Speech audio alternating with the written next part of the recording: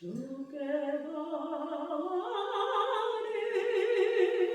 날 새롭게 하시고 주의 은혜를 부어주소서.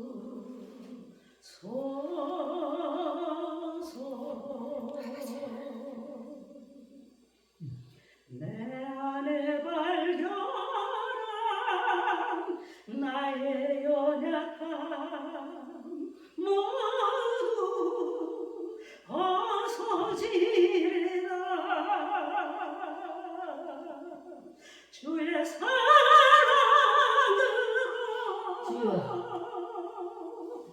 주 사랑 나를 붙드시고 주 곁에 날 이끄소서. 독수리 날개쳐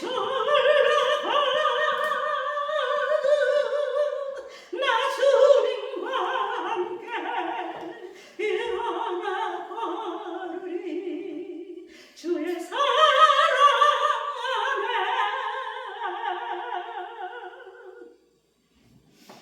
나의 문 열어 주를 보게 하시고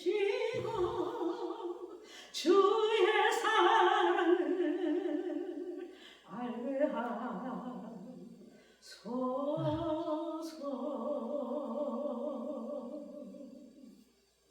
매일 나의 삶에 주 뜻 이루어지도록 새롭게 하소서. 주의 사랑으로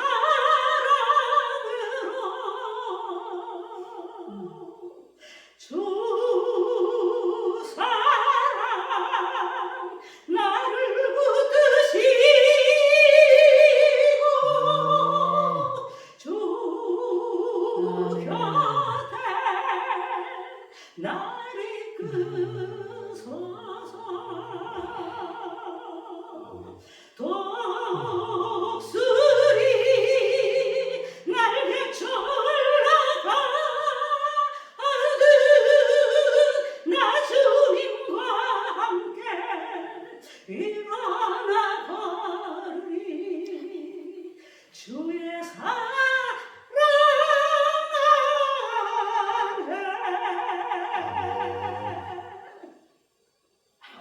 아멘.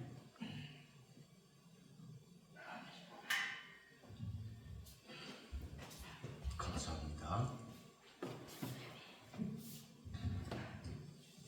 오늘 우리가 읽은 이 본문의 말씀을 가지고 주와 같은 신이 어디 있는가? 주와 같은 신이 어디 있는가? 라는 제목으로 말씀을 전하도록 하겠습니다. 이사야와 동시대를 살았던 미가는 유다 사회가 불법과 부패로 치닫고 있을 때 선지자로 부름을 받았습니다. BC 722년 북이스라엘의 멸망 사건, 그것과 가장 근접한 시기에 그 전후에 활동한 선지자는 이사야와 미가입니다. 미가 선지자가 활동할 그 당시 아수르가 남진 정책을 펴서 남북 이스라엘은 아수르의 위협으로 인해 크게 불안에 떨어야 하였습니다. 불행하게도 아수르에 대한 불안은 단순한 우려로 그치지 않았습니다. 아수르는 근동 지역 전체를 휩쓸며 잔혹한 군사력과 외교술로 인류 역사상 최초의 제국을 만들어 나갔습니다. 그리하여 미가의 사역기간 중 북이스라엘은 아수르에게 완전히 멸망되어 버렸고 남유다도 겨우 멸망은 면했지만 전역이 거의 초토화되는 침략을 수차례나 당하였습니다.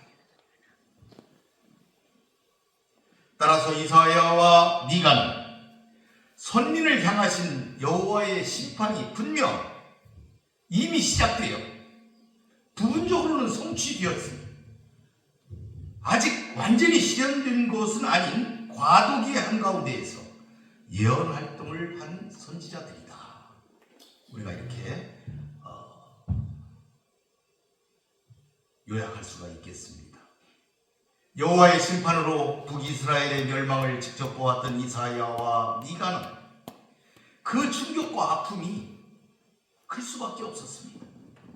그를 억압받는 백성들의 입장에 서서 부패한 지도자들의 불의와 죄악을 지적하고 다가올 하나님의 심판을 외쳤습니다. 그러나 그는 경건한 주님의 백성들에게 장차 메시아로 인해 성취될 회복을 외쳐서 구원의 소망을 심어 주었습니다. 그러므로 여호와의 선민 심판이 확정 성취되어가는 과정에서 선민의 자성을 촉구하고 회복의 약속을 선포한 것이 미가서의 주요 내용이다. 이렇게 할 수가 있겠습니다. 우리가 오늘 읽은 14절부터 24절까지는 크게 20절까지는 미가서의 그 핵심 되는 부분으로 결론적인 부분입니다. 그래서 14절에서는 그 선지자가 여호와의 돌보심을 구하는 중보 기도를 지금 14절에 하고 있고 15에서 17절까지는 믿음의 고백, 하나님이 우리 선민들을 구원하실 것이다라는 믿음의 고백을 담고 있고 18절에서 20절까지는 그 선민을 향해서 용서하시는, 사유하시는 그 하나님, 그 인애의 기초를 두고 있는 그 약속, 그것을 이루신 하나님에 대해서 선취적으로 찬양을 하는 찬양으로 미가서를 마무리하고 있습니다. 우리가 읽은 오늘 14절을 보게 되면 원하건대 주는 주의 지팡이로 주의 백성 곧 갈멜 속 살림에 홀로 거주하는 주의 기업의 양떼를 먹이시되 그들을 옛날같이 바산과 길르앗에서 먹이시옵소서. 선지자가 중보 기도를 지금 드리고 있습니다. 자기 민족 이스라엘을 향하여 중보 기도를 하고 있는데 백성들이 여호와의 지팡이 아래에 있기를 원했던 거예요. 여러분, 지팡이는 특별히 양떼로 상징되는 이스라엘, 그들이 그릇된 길에서 멸망하여 이방 나라에 포로로 끌려갈 그런 상황, 이미 선지자는 그걸 알고 있는 거예요. 이미 끌려갈 것이라고 알고 있는 거예요. 이제 끌려갈 그런 것이 다 상정된 그 마당에서 그런 상황에서 그들을 구원해내신 하나님의 은혜, 능력을 상징하는 표현으로 지팡이를 사용합니다. 그리고 선지자는 하나님께서 보호하여 주시기를 간구하는 그 대상, 그 이스라엘을 기업의 양떼다, 이렇게 표현을 한 것입니다. 그러니까 양떼와 지팡이, 하나님과 선민, 목자와 양떼, 이렇게 상징적인 도구로서 배열해가지고 그걸 잘 그 상황을 지금 보여주고 있습니다. 이처럼 선지자가 이스라엘을 가리켜 기업이라고 말하고 하나님의 소유다, 이렇게 표현을 하고 있는데, 이것은 하나님께서 반드시 그들을 회복시켜야 될 당위성, 그것이 있다 한 것을 이 단어를 통해서 잘 나타내고 있는 것이다, 이렇게 볼 수가 있는 것이죠. 그러니까 이스라엘이 이미 심판을 받아서 아직 북이스라엘은 멸망되었고 남유다는 남아있지만 하나님의 심판이 이미 시작되었지만 아직 완성되지는 않았다. 유다까지 멸망을 당하고 그들이 바벨론으로 끌려가야 되는데, 그러한 때가 될 적에 하나님이 그들을 구원해야 될 당위성이 있다. 그게 뭐냐? 그들이 하나님의 소유다, 하나님의 기업이다, 하나님의 것이다. 하나님의 것이기 때문에 하나님께서는 하나님의 것을 찾으실 것이다, 회복시킬 것이다. 이것이 당연한 것이다 하는 것을 본절을 통해서 잘 설명하고 있는 것입니다. 그래서 선지자는 이스라엘이 갈멜 속 살림, 바산과 길르앗 거기에서 양떼처럼 불을 뜯기를 간구하고 있어요. 가장 좋은 목초지지요. 최적의 장소로 꼽히는 곳입니다. 과거 이스라엘이 기업 분배를 할 때에 양떼가 많은 루벤, 갓, 므낫세 반지파가 그 땅을 차지하기를 소원해서 그렇게 했던 적이 있던 그런 땅들이었습니다. 이곳은 양떼들이 먹고 마시기 놀기에 충분히 좋은 안전한 장소였습니다. 그래서 선지자는 선민이 다시 한번 하나님의 보호하심을 입어 매우 풍요롭고 안전하게 살아가게 해달라고 지금 간구하고 있는 것입니다.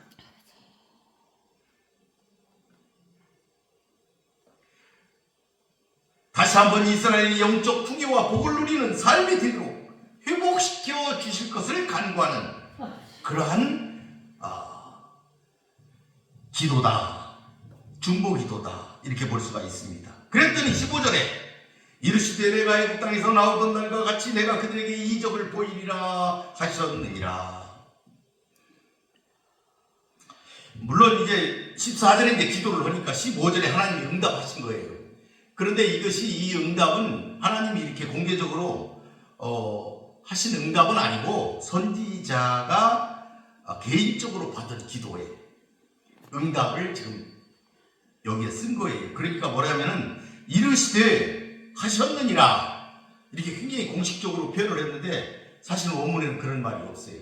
우리가 번역을 할 때 이거를 응답식으로 만들기 위해서 이렇게 더 넣은 것 같아요. 그러니까 원래는 선지자가 응답을 안 받았다는 게 아니고 선지자가 개인적으로 이 기도를 하고 마음속으로 응답을 받은 것, 그걸 지금 이렇게 기록을 하는 것이죠. 그런데 여기 보니까 응답의 내용이 뭐예요? 내가 애굽 땅에서 나오던 날과 같이 내가 그들에게 이적을 보이리라 이렇게 하신 거예요. 유다가 바벨론에 의해 멸망되었지만 물론 이걸 기록할 때는 멸망되지 않았었지만은 이미 선지자는 멸망을 기정사실화하고 하고 있는 것이죠. 심판이 이루어질 것을 확신하고 있는 것이에요. 그래서 멸망되겠지만 과거의 출애굽 사건처럼 바벨론에서 귀환하게 될 것, 그것을 지금 말하고 있는 것이죠. 그것을 하나님이 그렇게 하셨다 하는 것을 지금 말하고 있는 것입니다. 그러니까 그 옛날 하나님께서 애굽 왕의 강력한 반대, 거기에도 불구하고 하나님께서 기적과 이적을 통해서 그들을 굴복시키시고 이스라엘 백성들을 출애굽하게 하신 것처럼 장래에도 이 제2의 출애굽, 이와 같은 축복된 사건을 이적을 통하여 이적처럼 이루어 주실 것이다 하는 것을 기록한 본문이다. 그래서 본문에서 이적이란 그 단어를 사용하고 있는데 이 선지자가 사용한 이적이라는 이 단어 속에는 범죄하고 심판받아 비참한 상황에 있지만 당신의 백성을 결코 버리지 않고 끝내 돌보신다. 신실하심이 거기 들어있다. 신실하심이 들어있다. 거기에 한 것을 우리가 볼 수가 있어요. 이적을 해서라도 그들을 끄집어내겠다 하신 것이죠. 그리하여 그들을 멸한 그런 나라들은 심판하시고 당신의 공의를 드러내며 그들을 구원하시고 인도하시고 고토에 다시 한번 정착케 하심으로 당신의 백성들에 대한 자비와 긍휼을 보이시겠다 하는 의미를 그 이적이라는 단어 속에서 우리가 찾아볼 수가 있다. 하나님은 이런 분이시다, 이런 말이에요. 주와 같은 신이 어디 있겠는가? 그것을 우리가 이 본문을 통하여 깨달아야 되겠다. 16절에 보니까 이르되 여러 나라가 보고 자기의 세력을 부끄러워하여 손으로 그 입을 막을 것이요 귀는 막힐 것이며. 14절에서 선지자가 중보기도를 올렸더니 15절에서 하나님이 응답하셨어요. 그랬는데 그러고 나서 보니까 16절 17절에서 이제 하나님의 선언에 대한 보충 설명인데 세상 여러 나라들의 반응이 지금 기록이 되어 있어요. 16절, 17절에 반응이 기록되어 있어요. 그 반응은 놀라움 속에 그 세상 여러 나라들이 놀라움 속에 하나님의 권세 아래 복종하게 될 것이다 하는 것을 지금 기록하고 있는 것이다. 그러므로 하나님의 출애굽이나 이적 사건, 구원 기사는 이스라엘에게만 보여지는 것이 아니다. 세상 모든 나라들이 보고 있다 이 말이죠. 그걸 지금 우리가 깨달아야 됩니다. 모든 나라들이 보는 상황에서 이 기적과 이적, 이스라엘을 구원하시는 역사가 이루어질 것이다. 이것은 하나님의 구속사역이 단지 선민만을 위한 것이 아니고 궁극적으로는 세상 모든 나라를 하나님의 백성으로 삼기 위해서 이루어지고 있다 하는 것을 우리 깨달아야 되겠다. 세상 나라들이 하나님께로 와서 복종하는 것은 그들이 섬기던 우상의 행위가 하나님의 이적과 비교할 때 너무나 하찮고 보잘것없는 그 같은 것들을 깨닫고 하나님께서 선민을 그 핍박하던 그 나라에 행하시는 그 기사를 통해서 그들이 깨달아 알게 된다 이 말이죠. 자기들이 핍박한 그 나라를 하나님이 구원하시는 그 구원의 놀라운 그 사건들을 통해서 그 나라들이 다 깨닫게 된다. 하나님께로 돌아오게 된다 하는 것이죠. 실로 선민의 회복 과정에서 드러난 하나님의 권능은 평범한 사람으로서는 도무지 감당할 수가 없어 손으로 그 입을 막고 귀를 막을 만큼 놀랍고 위대한 것으로 세상에 받아들여질 것이다. 하나님은 이런 분이십니다. 주와 같은 신이 어디 있겠습니까? 17절에 보니까 그들이 뱀처럼 티끌을 핥으며 땅에 기는 벌레처럼 떨며 그 좁은 구멍에서 나와서 두려워하며 우리 하나님 여호와께로 돌아와서 주로 말미암아 두려워하리이다. 그들이 두려워할 것이다 이 말이에요. 하나님이 행하시는 조자의적인 구속사역을 지켜볼 세상 여러 나라들 반응이 지금 계속 기록되고 있어요. 여기서 뱀이 티끌을 핥는다 하는 것은 하나님으로 말미암아 심판을 당해서 그들이 비천하게 될 것이다 하는 것을 나타냈다 이렇게 볼 수가 있지요. 뱀이 하나님 앞에 굴복하고 낮아지는 것 이건 지극히 합당한 반응이다 이렇게 볼 수가 있습니다. 이 뱀이라는 건 세상 권세를 가진 자들을 얘기하는 것이죠. 이를 통해 본문은 세상 나라들이 하나님의 왕권을 인정하고 겸손하게 낮아져 하나님의 통치에 복종하게 될 것 그런 의미를 담고 있는 것입니다. 그것이 두려워하게 된다 하는 표현입니다.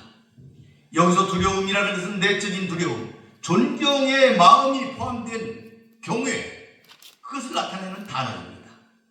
그래서 두 번에 걸쳐 두려워하게 된다 이렇게 말하고 있는데 첫 번째에 나타나는 두려움에서는 이방 나라들이 하나님께서 선민에게 행하신 기적을 통한 구속, 회복사역을 보고 놀라 떨며 하나님께로 올 것이 예언되고 있는데 이런 하나님과의 인격적인 만남 그것이 이루어지기 이전에 단지 하나님을 두려움의 대상으로만 여기는 그런 단계에서 두려워했다 이렇게 표현하고 있는 것이고 두 번째에 나와 있는 두려움에 대해서는 그들이 하나님께로 돌아온 후 하나님께서 능하고 두려우신 분일 뿐만 아니라 당신의 통치를 받아들이는 자들에게 인자한 왕이 되심을 그들이 깨닫게 되었다. 그로 말미암아 단순한 두려움이 경외감으로 바뀌는 그 같은 상황을 지금 묘사하고 있는 것이다. 그래서 그것이 18절로 이어져서 그들의 그 경외, 하나님에 대한 경외가 표현이 되는 거예요. 18절에 주와 같은 신이 어디 있으리까? 주께서는 죄악과 그 기업에 남은 자와 허물을 사유하시며 인애를 기뻐하심으로 진노를 오래 품지 아니하시나이다. 앞선 14절에서 선지자가 중보기도를 드렸습니다. 15절 17절에서는 믿음을 고백하였습니다. 이제 본절부터 20절까지에서는 선민을 향한 이 여호와의 사유와 인애 이것을 지금 찬양하고 있는 것이다. 찬양을 나타내고 있어요. 18절부터 주와 같은 신이 어디 있으리까?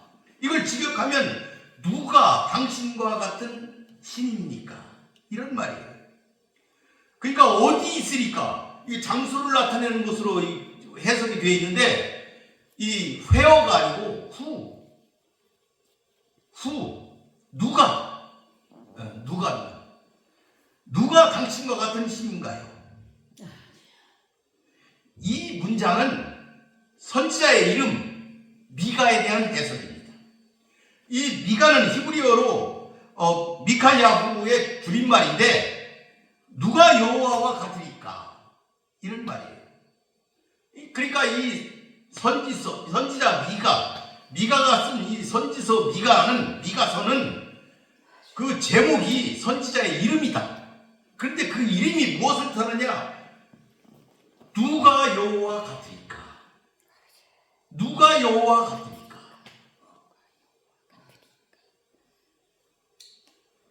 아무도 여호와 같을 수가 없다 이 말이에요. 여호와 같은 분이 없다.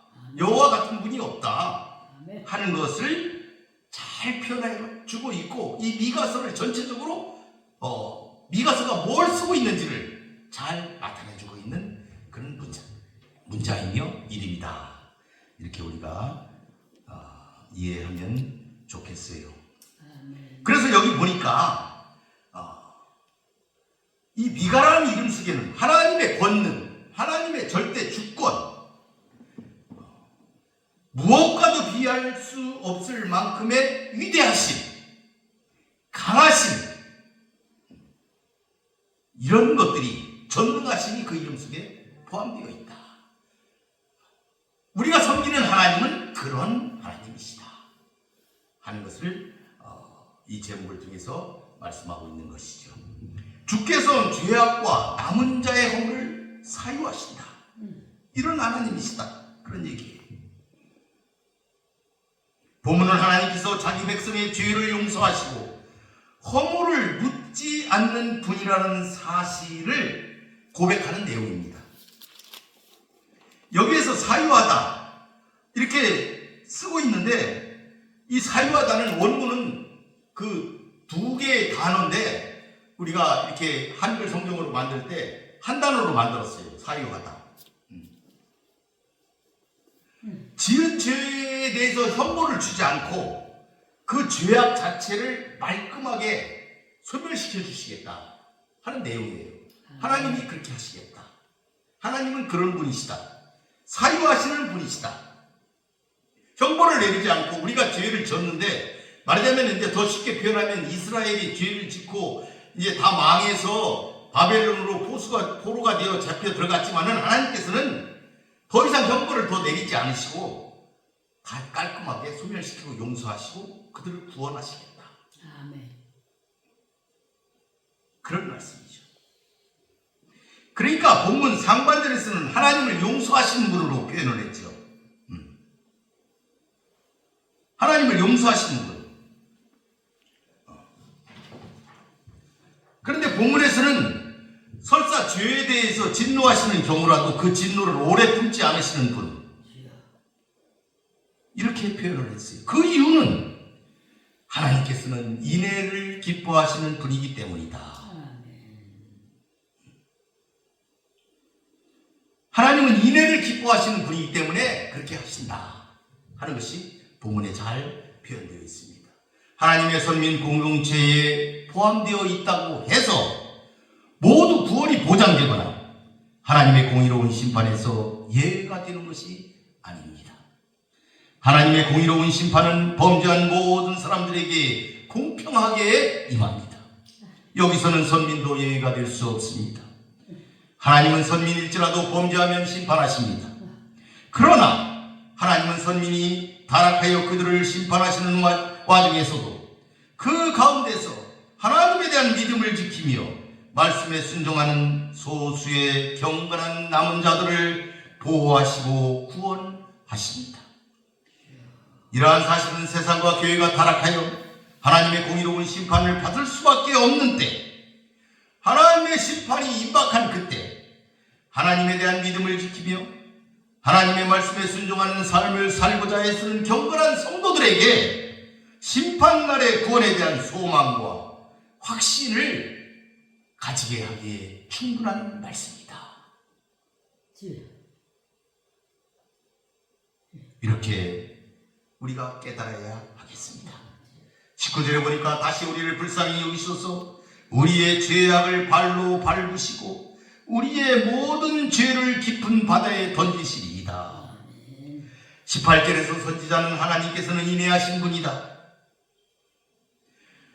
비록 죄인이라 할지라도 그들을 향한 진노를 계속 품지 않으시겠다. 이렇게 고백하셨습니다. 그러나 이제 본문에서는 한 단계 더 나아가서 그 죄인들을 불쌍히 여기신다. 그것까지 하나님은 고백하고 계십니다. 하나님은 한 걸음 더 나아가 그들의 모든 죄를 바다에 던져버려 기억도 나지 않게 하시는, 즉 죄를 이길 수 있는 능력, 죄에 대한 용서만이 아니라 죄를 극복할 수 있는 힘까지도 주시는 긍휼과 권능의 하나님이심을 강조하고 있는 구절입니다. 결론적으로 본문은 폐기되어 없어지는 죄의 범위가 전부 다하다. 모든 죄가 다 해당이 된다는 것과 그 폐기의 정도가 완전하고 철저할 것이다 하는 것을 본문을 통해서 표현하고 있다. 즉 하나님의 용서의 온전성, 용서의 완전성, 용서의 철저성, 그것을 지금 강조하고 있는 것입니다. 하나님은 이런 분이십니다. 누가 여호와 같겠습니까?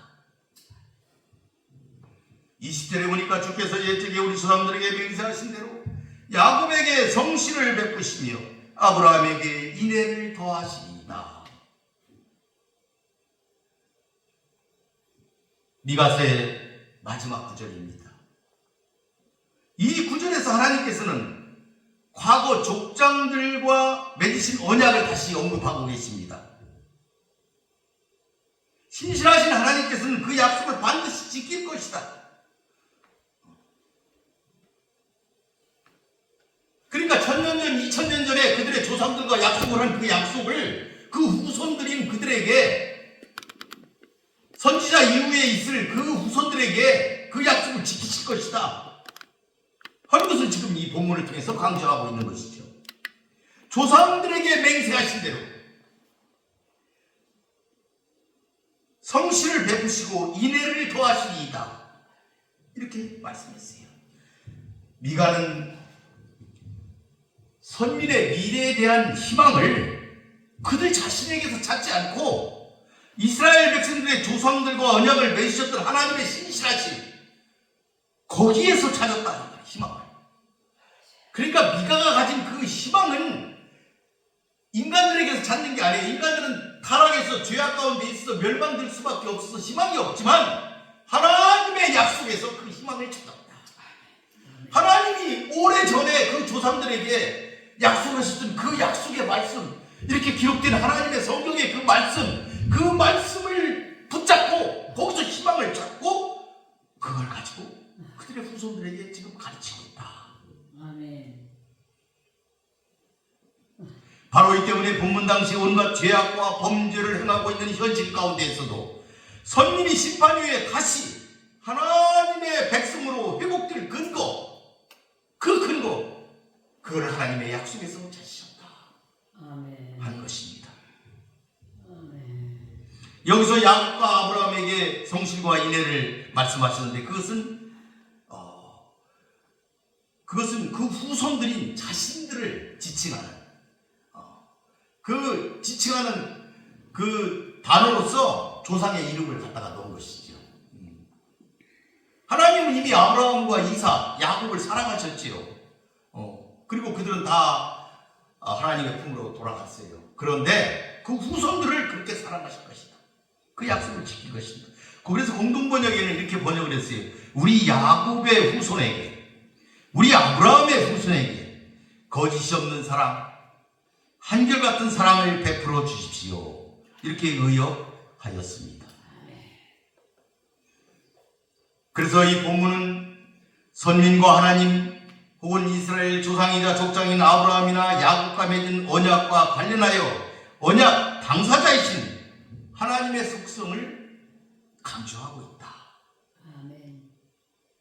하나님이 누구신지를, 어떤 분이신지를 강조하고 있다. 그래서 보면은 하나님의 속성 중에서도 언약과 관련하여 가장 중요한 것, 그걸 지금 말합니다. 언약과 관련해 가장 중요한 건 뭐예요? 언약을 지키는 거잖아요. 하나님이 언약을 지키는 것. 우리는 언약을 지키지 않아서 우리는 멸망되었지만 하나님이 그 언약을 지키시면 우리가 살아날 수가 있잖아요. 그래서 그 언약, 가장 중요한 것, 하나님이 지키실 것, 그 속성, 그게 성실과 인애다.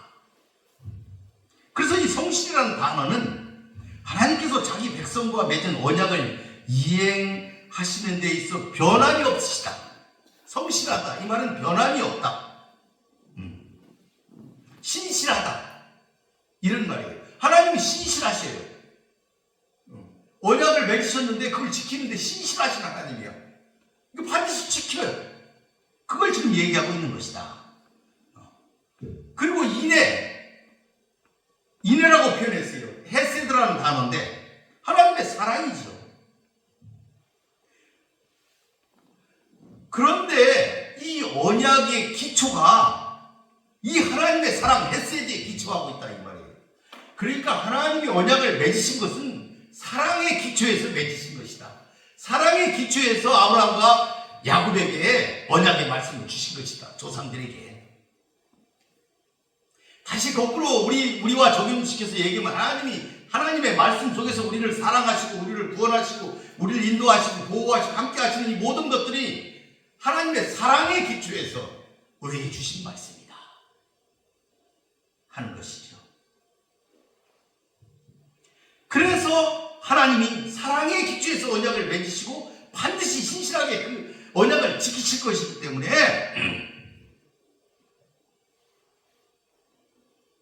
이 일이 구원의, 이 큰 구원의 대업이 이루어질 것이다 한 것을 미가가 그 백성들에게 전파하고 있는 것이다.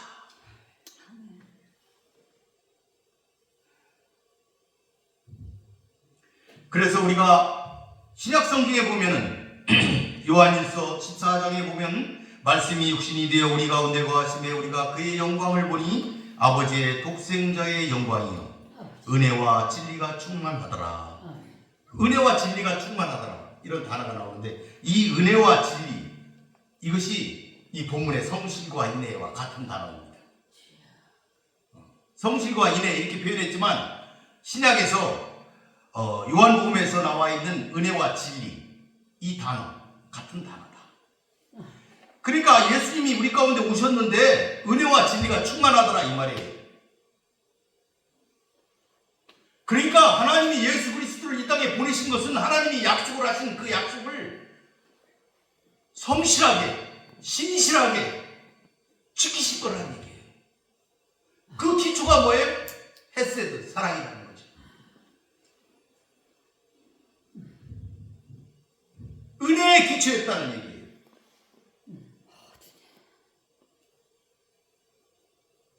그래서 하나님께서는 그 택한 백성에게 완전한 구원의 은혜, 그걸 베푸실 예수 그리스도를 통해서 성취하셨다. 그러므로 하나님께서 야곱과 아브라함에게 약속하신 그 언약이 예수 그리스도 안에서 온전히 성취되었다. 우리는 이렇게 이해할 수가 있는 것입니다. 하나님은 이런 분이십니다. 누가 여호와 같겠습니까? 주와 같은 신이 어디 있겠습니까? 말씀을 마무리해 보겠습니다. 오늘 본문은 미가서의 종결부입니다. 오늘 본문에서는 선지자의 중보기도와 선민의 구원에 대한 신앙 고백, 그리고 거기에 근거한 하나님께 대한 찬양을 다루고 있습니다. 오늘은 선지자의 기도와 신앙 고백, 그리고 찬양에 대해서 살펴보았습니다. 여러분, 하나님의 약속은 변개됨이 없습니다. 하나님의 모든 약속은 시간적 차이만 있을 뿐 반드시 성취됩니다. 따라서 하나님의 약속은 약속이 주어진 그 순간부터 이미 성취된 것이나 다름이 없습니다. 때문에 하나님의 약속을 받은 선지자들은 하나님의 약속을 받을 때 그 약속이 이미 성취된 것처럼 하나님께 먼저 찬양을 드리곤 하였습니다. 우리도 하나님의 약속을 받은 자들로서 그 약속을 믿음 안에서 그 성취를 보는 사람들이 될 수 있도록 하여야 하겠습니다. 아멘. 성경은 믿음은 바라는 것들의 실상이요 보이지 않는 것들의 증거인 선진들이 이로써 증거를 얻었다고 말씀하고 있습니다. 우리가 믿음의 선진들 자취를 받는 것은 바로 하나님의 약속에 대한 확신을 갖고 그것이 이미 이루어진 것처럼 살아갈 때야 가능합니다. 참으로 미가는 하나님의 이 모든 것에 압도되어 주와 같은 신이 어디 있으니까 주여. 찬양하였습니다. 미가의 이 찬양은 본서를 기록한 중대한 목적을 전달한 것이다. 이렇게 볼 수가 있겠습니다. 참으로 미가는 얻고 절망적인 시대 앞에서 하나님의 모든 행사를 밝히 깨달아 알았고 그로 말미암아 하나님의 유일성을 고백하며 그분의 의로우심과 자비로우심을 찬양하였습니다. 아멘. 그렇듯 우리도 우리가 처한 상황이 어떠하든 하나님의 성품과 그분의 뜻 그리고 그분이 행하시는 일을 밝히 깨달아 오직 그분만을 굳게 신뢰하며 그분만을 하나님으로 고백하며 그분의 의롭고 은혜로운 행사를 기대하며 한결같은 찬양을 올려드리는 삶을 살게 해주시기를 바라겠습니다. 우리 모두 미가처럼 하나님의 행사를 믿고 신뢰하며 다가올 성취를 위해 찬양하는 성도 여러분 되시기를 바라겠습니다. 아멘. 주와 같은 신이 어디 있겠습니까? 기도하겠습니다. 고맙고 감사하신 아버지 하나님, 오늘 사랑하는 방주 기도원 이 교회에서 이 적은 무리지만 우리들이 모여 하나님께 예배하였습니다. 미가 선지자의 글을 통하여 하나님의 말씀을 들었나이다. 여호와 같은 신이 어디 있사옵니까? 하나님을 믿고 섬기며 따르며 그 길에 서서 선지자처럼 선취적으로 다가올 미래에 이루어질 그 약속을 위하여 기도하며 찬양하며 감사하는 사랑하는 성도들이 되게 하여 주시옵소서. 아멘. 주께서 우리와 함께 하시길 바라오며 예수님의 이름으로 기도 올리나이다. 아멘. 아멘.